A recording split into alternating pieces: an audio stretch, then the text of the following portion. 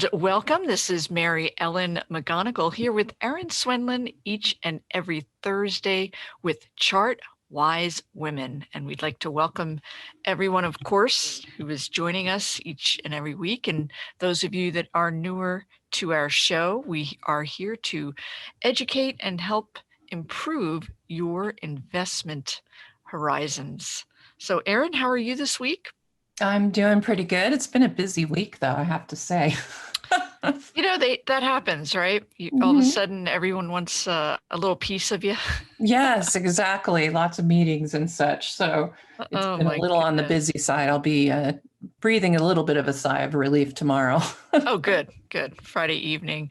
But Mhm. yeah, and then of course in the markets, things have very nicely quieted down a bit. That volatility is now down to 22. Last week it got up 37, I believe. So we're seeing a little bit of tempers calming a bit here. But this week, I think we have a very, very, what I would call exciting, but certainly very interesting uh, item that we are going to be sharing with you. And I would argue it was a wonderful way to bolster your performance in the markets, and that's using ETFs. Yeah, Absolutely. so today we're going to be focusing on how you can capitalize on growth areas of the markets. And for those of you that are not inclined, you don't have the time to dig in and examine every single stock, there are people out there that will do that for you. So these ETFs have really, certainly a select group of them, have been very much outperforming the broader markets, and then of course smoothing out that volatility that you might experience among individual stocks because they are grouped together. So looking forward to sharing our information there. And then also we're going to share our favorite ETFs at this time. So let's go ahead and start as usual and take a look at our wisdom of the week. And I'll go ahead and start. Mine is up there. It says ETFs. They are, as I mentioned, they're less volatile and they allow you to very quickly, very easily embrace and participate in what I call hot areas of the market. We're going to share those areas with you and ways that you can capitalize. Erin? And yes, and then I wanted to add, because a lot of these ETFs that you'll see, and in fact, I'm going to present one later today in the show, but you need to be careful of those ultra ETFs, or what Tom Bowley always called them, juiced ETFs, where you're getting, double the exposure, triple the exposure. Usually they're used more for a hedge than just for a straight up investment. So just be careful of those, because even if you are in that hot area of the market, just know that you're increasing your risk, and especially the volatility of that investment. Very true. Yes, those 3 times super juiced ETFs. All right.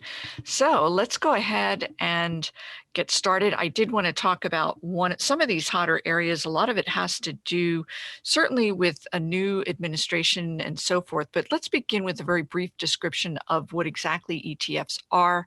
And in essence, they're a type of security. So you can buy and sell ETFs, but they involve a collection of stocks that are underlying, and then oftentimes they will track an underlying index, and those that track, for instance, the S&P 500, the Dow, industry groupings such as all of technology and so forth, these are non-actively managed. They are indexed ETFs, and as such, they will have lower expense ratios. Their expenses average about 0.18%, which is phenomenally low. A lot of mutual funds, they'll be up there at least at 0.7, and that adds up over time. The thematic ETFs that Erin and I referenced, where you can get in front of these hotter areas, if you will, that are banking on these themes that are emerging, they focus on long-term trends, perhaps disruptive technology, climate change, and so forth. And their expense rates are, again, a little bit higher, 0.69%, just something to bear in mind. So that's a brief overview of exactly what these ETFs are.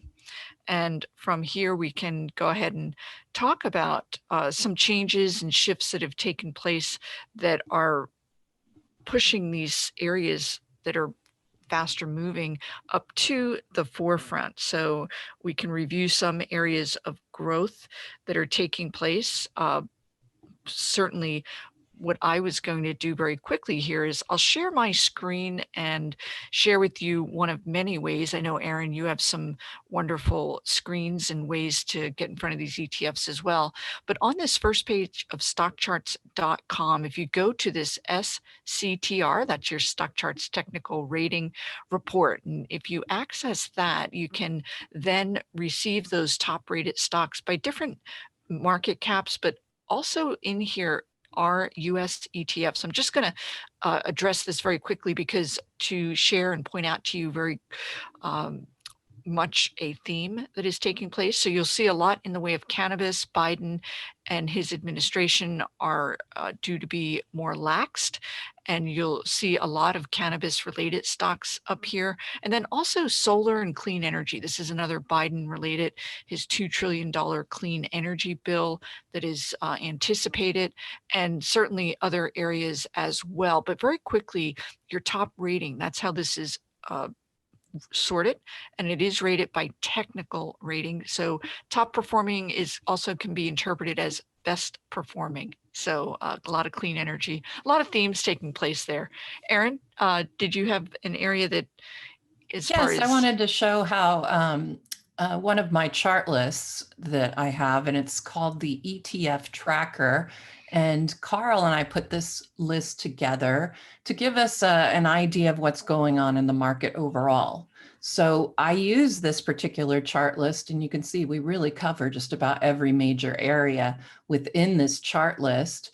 And the thing that I like about it is that I can set up if I go over here, I'll show you. Actually, we were there. You can click here and get daily and weekly reports. So I will get a report at the end of each evening, which tells me based on percent change, which ones did the best during the day. And so it really does give you a really great indication of where the strength is, at least for that particular day. But with using this particular ETF list, I can also go and check which areas have been the hottest over the past week. And you can see we've had some very interesting moves here in natural gas and oil. So I'll be talking about those a little bit later, but these are some of the ways you can check by using this list. And the beautiful thing for StockCharts Extra members and above, you can get this ETF tracker. It's part of our you go to the chart packs, and it is part of the, I believe, the trend and condition chart pack. So you can download it, it's free, and it does include that ETF tracker in there. So it doesn't state that here in the contents, it's something we added later. So if you go into managing your chart packs, these are free. They give you all of our indicators, and that's one way you can get to that ETF tracker. Or you can send me a quick email at erin@decisionpoint.com, and I can get you that list that way as well. Very good. All righty. So that is actually very good insight. And now people can then track these ETFs. What I was going to go ahead and from here is share with you one of the thematic ETFs that is out there that has done quite well, and how you can quickly get a feel for the underlying stocks that are within that given ETF. And that can be really helpful because if you want to potentially capitalize, maybe get involved in some of the heavier weightings. But this is Global X Cannabis ETF POTX. And you can see it's had these gaps up, breaking out of a base, up again big this week. But let's go ahead over to Yahoo Finance and go ahead and just put in that ticker symbol for that ETF. And what it will do from here is allow you to just click onto that holdings, and you can very quickly assess what some of these top performers are. And the underlying theme and with cannabis is that Canada was ahead of the US by about 2 years. They have a lot more in the way of regulated and expansive companies that are more mature. So you'll see this .to is Toronto. These are Canadian. There is a UK company here. So not a lot in the way of US firms that are, but take a look at this asset allocation. Aurora Cannabis is your top holding. And you can imagine as such, well, this is not the best chart, but we can see over time just how much this particular stock has performed recently. So again, Yahoo Finance is really a wonderful resource I've found. Just pop in any given ticker symbol, another area that has been very strong. Erin, you and I have actually talked about this particular ETF in the past. It's called Global Robotics. ROBO is the ticker symbol. And this is another item that I wanted to share with you because these ETFs, not only similar to the Canadian cannabis theme, when you talk about robotics, a lot of Asian companies, particularly Japan, they are very much in the forefront. Erin, you might remember the robotic dog that they had that made sure people were social distancing Yes. in the parks. So they really are ahead. So we can see on these top 10 holdings, this is a top Taiwanese company, another UK company. This is Japan, and Japan again. Bigger point here is you're not as likely to invest in these foreign companies, but you can participate in all of the wonderful advances that are taking place technologically. For instance, within robotics, simply buy this ETF ROBO. So, Erin, I don't know if you. Yes. Well, I mean, I almost feel like I've been pounding the theme a lot. But if we're going to talk about, like you said, with the new Biden administration, of course, I've been watching very closely, of course, the solar area. And as you can see, it is, as far as my ETF tracker goes, the number one right now, as far as the scooter rank. So this is an area right now, it is starting to show a little bit of weakness. We had a pullback, and then we had another one that hit us right about here. But now it looks like we are headed back up. At this point, excuse me, at this point, momentum isn't going the right way, but I think this offers a pretty good opportunity if you haven't gotten into this area on these pullbacks. I think that this could be a really good area to look at. You can see the momentum is trying to decelerate somewhat here. So this one I think is pretty interesting, of course, in that solar space. Yeah, and that ENPH is the top holding. It's about 11% of that ETF, and you can see that it is reversing from a recent pullback. SEDG is another company. I don't know if you. Yeah, sure. So there's Enphase, and again, you're seeing that pullback coming on right now and coming off of that 50. Another one that I've been actually is one of my holdings. I've definitely been enjoying a really nice ride on the way up, but we are pulling back quite a bit, and you can see that we're tipping over. It's one of my longer term holds, so I'm kind of letting this one go even on the pullback.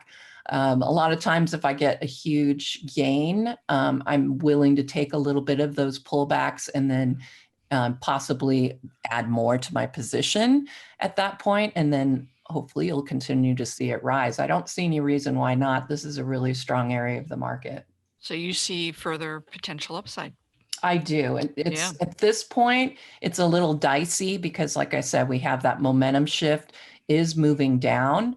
But you can see a lot of times when we've gotten these sell signals, it really is just marked mainly an area of consolidation. So I think this is very constructive, as you like to say, to see that big pullback toward the 20, which has been pretty much the area of support. So despite this ugly momentum, I think it's one that you might want to keep on your list. I mean, it is down quite a bit today, but if we can hold on to this support here or just watch it, maybe it will come down and test a little bit further down to that 50. But these stocks should be on at least on your watch list And right now, I think they are starting to look a little bit more attractive just because we are starting to see that pullback. And then if you look at the volume on the pullback, that is starting to pull back as well. So it tells you that we might be looking at somewhat of a selling exhaustion here. Wow. Alrighty. I'm going to keep an eye on that. Nice big winner. Absolutely. So yeah, we're going to take a very quick break here. When we get back, I'm going to share a scan that you can easily put together that will also help get you in, not only in front of these top performers, but also they're going to be higher liquid. And Erin and I are going to share with you some other areas that have heated up and some ETFs that participate in that area. So we will be right back. I think the thing I like best about hosting Decision Point is getting my dad's point of view on the subjects right then and there, rather than waiting until we can get together another time. I like the fact that I get to see him and we talk before the show. I get his input, and even during the show, he'll add in little pieces and bits of information about a chart that maybe I didn't see. And so just being exposed to that experience, and of course he is my father and I adore him for that anyway. But it's just great to be able to introduce him more to everybody else, since he usually has been more in the background of our industry.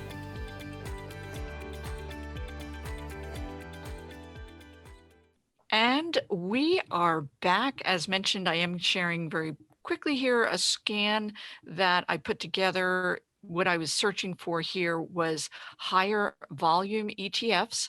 So I needed to see 200,000 shares per day on the daily volume. Also, I wanted it to be a US based ETF. And I wanted that positive PPO line and a scooter, that StockCharts technical rating greater than 90. I can quickly share with you that scan up here at the top, the criteria here that I mentioned to you. And again, 46 ETFs did come up. And one theme that I did want to share with you, and those that may not be familiar, ARK is now currently a top performing family of ETFs. And it is all about these ETFs that are in these really evolving cutting edge, whether it's technology within biotech and elsewhere. So for instance, ARKG is an ETF that is on my MEM Edge report. It was a way for my subscribers to take advantage of the move into these biotech stocks that are really on the move. We actually picked this up back here as it broke out of the space. And again, it's that concept where you are not inclined to dig in. A lot of these biotech companies don't have numbers. They do have clinical trials. So I will let the experts at ARK do the work and participate in the advanced particular area. So, so you can see up here in the forefront, their various different innovation, robotics, and so forth are very much highly rated. So it's a very good performing area. So that is one scan that I did want to share with you. And then Erin, there are some other hot areas. I was going to ask you to share one that caught your eye. Yes, absolutely. So I did mention these double ETFs. Let me get to my screen here to share with you. And one of the areas in the market that is definitely heating up, no pun really intended there, but really the oil and gas industries and natural gas. Natural gas, I mentioned to my subscribers, I think it was last week, as we were starting to see a nice bottoming formation. This is an ultra ETF. So I did present this to my subscribers on Tuesday as a possible trading vehicle, but I did warn them, as I warn you, despite everything looking good here, just know that when you're getting a nice 10% gain today, but a lot of times, if you're going to get the down move, it's going to be a lot more significant than when you get it on UNG, which is kind of what they are going off of a little bit. And again, there you can see that really nice reverse head and shoulders here, super good bottoming formation. And then honestly, in the intermediate term, when you look at a weekly chart, this one gets really even more interesting for UNG. You can see a double bottom in here. You've got, notice that the second bottom is lower than the first. Yet on the volume, the on-balance volume, we have rising bottoms. So that is a positive divergence. So really, I think that this area is heating up quite a bit. And there is the opportunity, should you want to get into it in a major way. Personally, I am not in Boyle, but I am in UNG, just because, again, I'm a little bit hesitant to get into those juiced ETFs, but I know there's a couple of I know I have some subscribers out there that have a pretty healthy risk appetite, if you will. And so I think this is a really interesting area of the market. Yeah. I'd say one other name would be XES. And let me get that one in here for you. And you can see this one is starting to look really interesting as well in the oil and gas equipment services. You can see that momentum is now starting to shift to the upside. We've got a nice rally going, positive RSI. So this is another one that I think is looking pretty good right now and heating up. Oh my goodness, very good. And then from there, I can just very quickly share with you some of the nuances between those two great ETFs that Erin just shared. So that BOIL, this is something that can be quite helpful. You can, again, just take a look. And when you see the holdings, there's only one holding, and it is the futures, nat gas futures to March 21, and it's 200%. So very supercharged. But if we take a quick look at UNG, and Erin talked about that being less potentially juiced, if you will, and take a quick look at the holdings, you'll see that it is buffered by Goldman Sachs, some government bonds and treasury bills. So, and it does have a future on gas, but it's not 200%, it's only 50. So you are getting a little less supercharged in that. So I did want to point that out. So yes, let's take good. let's take a look at, there are so many themes that are out there that have taken hold. This one is GIGE, the ticker symbol SoFi Gig Industry. It is all about working from home, and then as far as having employees and workers that are contracted and remote working. So we can see the nice, very strong uptrend that is really continuing to take shape here with GIGE. And then again, very quickly, taking a look at some of those underlying securities that are within the, this particular ETF. And you'll see a lot of names that you recognize: PayPal, Shopify, Upwork has been a big winner, certainly for my MEM Edge report. So a lot of really very attractive stocks. Airbnb, these are all top names. So I do like to see that when I'm looking to participate in a potential ETF. And then one other name, I'm trying to see how we are on time. Oh, yeah. Let's take a look. I talked to Erin about this before the show, kind of laughingly, but it's called NERD, N-E-R-D, and it is an esports digital entertainment ETF. And we all know how strong that area has been, certainly for the economy and for the markets. And a lot of gaming related stocks in there. Activision, there's a number of Chinese gaming stocks that are involved in this one as well. So NERD does not look like a nerd on a chart. So I don't know, Erin, maybe a couple, another area. Let me get to the, I also had another work from home one that you could look at, WFH, if you wanted to type that one in. Mm-hmm. And it's interesting, you know, this one, a lot of these are coming together. They're new. They came to be, of course, with the COVID virus and everybody, almost everybody, it seems like, joining you and me working from home. And so it has opened up a lot of really interesting investments there. And this ETF, I think, looks great as well. You almost have that momentum crossover there on the MACD. And of course, the RSI is positive and not at all overbought. So that is one I definitely found quite interesting. Very good. And then I can certainly share another one here because the small cap stocks have really been outperforming the broader market. So we can take a quick look at the Russell 2000 index here. This is taking us back to that November vaccine announcement. Small caps do lead when we are in a period of economic recovery. So one way that you could potentially participate in that small cap is a small cap, it's called small cap momentum, and it's DWAS is the ticker symbol. Invesco puts this ETF out, and they are a very sound company. We can see nice volume characteristics here.